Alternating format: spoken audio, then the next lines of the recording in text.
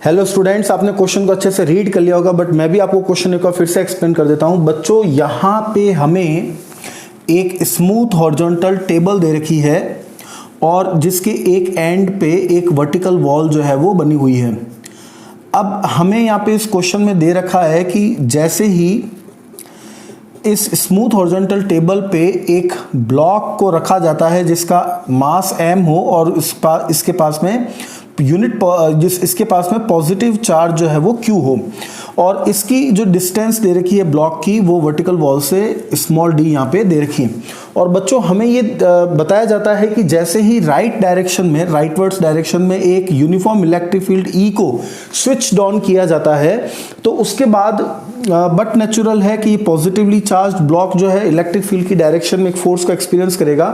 तो जैसे ही अगर इसका इंपैक्ट, मतलब इसकी टक्कर होगी वर्टिकल वॉल से, और उस कोलिजन को अगर हम इलास्टिक कोलिजन माने, इस क्वेश्चन में दे रखा है, तो हमें बताना है कि उसके बाद में जो रिजल्टिंग ऑस्किलेटरी मोशन होगा उसका टाइम पीरियड क्या होगा, और ये resulting oscillatory motion simple harmonic होगा या नहीं। तो आइए हम देखते हैं इसका सॉल्यूशन।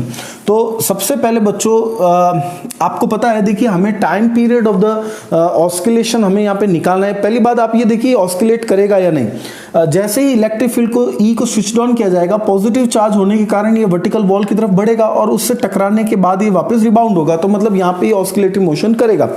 और बच्चों, सिंपल हार्मोनिक होगा या नहीं वो तो फिर हम आगे इक्वेशन में चेक करेंगे कि उसका रिस्टोरिंग नेचर कैसा आ रहा है एक्सेलरेशन का। तो सबसे पहले अगर हम इस ब्लॉक को इससे वॉल से टकराने में कितना टाइम लगा, और वापस जब ये रिबाउंड हो रहा है तो रिबाउंड होने के बाद में ये डी एक्सेलरेट करेगा क्योंकि ये इलेक्ट्रिक फील्ड के ऑपोजिट डायरेक्शन में मूव करने लग जाएगा। तो इसको स्टॉप होने से पहले कितना टाइम लगेगा, वो अगर हम इस टाइम पीरियड में दोनों टाइम पीरियड्स को ऐड कर ले तो हमें जो है वो इसका टाइम पीरियड पता चल जाएगा ऑस्किलेटरी मोशन का। तो देखिए अब हम इसको कैसे सॉल्व कर रहे हैं।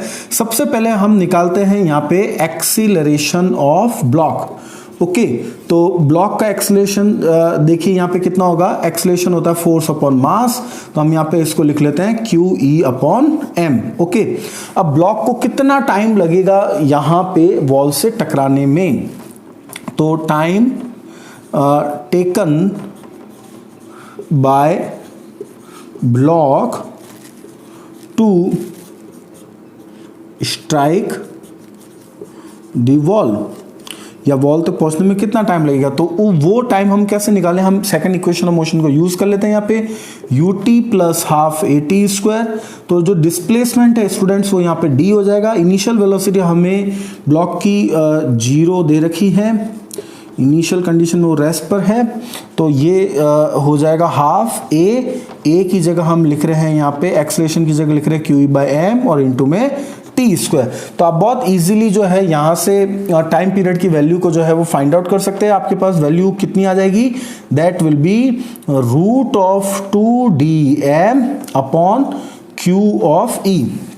ओके स्टूडेंट्स, इसको हम इक्वेशन नंबर 1 लिख देते हैं। अब वेलोसिटी ऑफ इंपैक्ट क्या होगा, मतलब किस वेलोसिटी से जो है ये ब्लॉक टकराएगा वॉल से, वो भी हमें निकालना जरूरी है, क्योंकि उसी वेलोसिटी से जो है ये रिबाउंड होके जो है वो वापस जो है ये मूव करेगा, क्योंकि हमें यहाँ पे इलास्टिक कोलिजन वाली कंडीशन दे रखी है।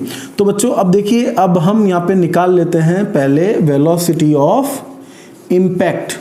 तो वेलोसिटी ऑफ इंपैक्ट क्या होगी, उसके लिए मैं थर्ड इक्वेशन ऑफ मोशन को यूज करूं अगर, v² = u² + 2as, तो ये वेलोसिटी देखिए मेरे पास में क्या आ जाएगा, u तो 0 हो जाएगा, तो यहाँ पे हम लिख सकते हैं रूट ऑफ 2as।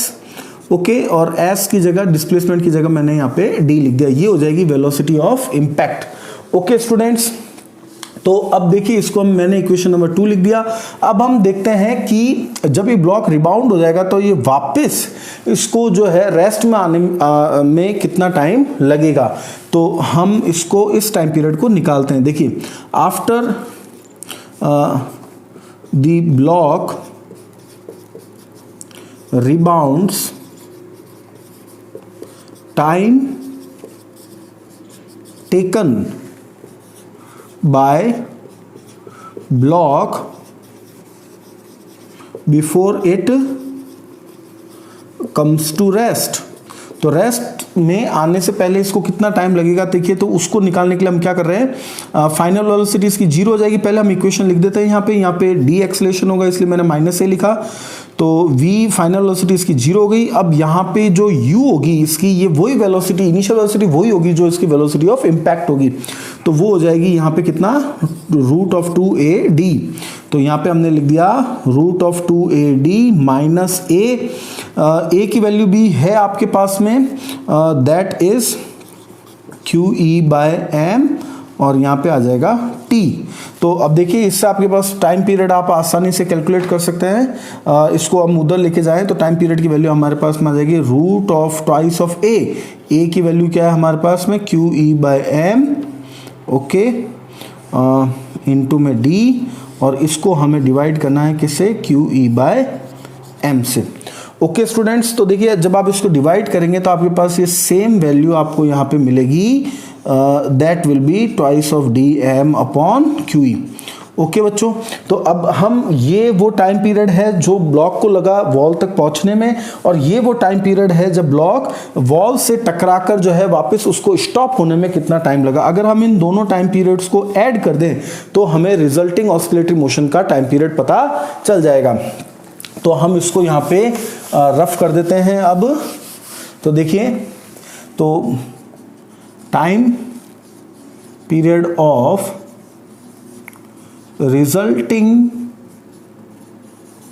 ऑस्किलेशन, तो वो हम यहाँ पे कैसे निकाल रहे हैं, अगर हम इन दोनों टाइम पीरियड्स को ऐड कर दे तो ट्वाइस ऑफ t हो जाएगा, तो ये हो जाएगा ट्वाइस ऑफ 2dm/Q/E।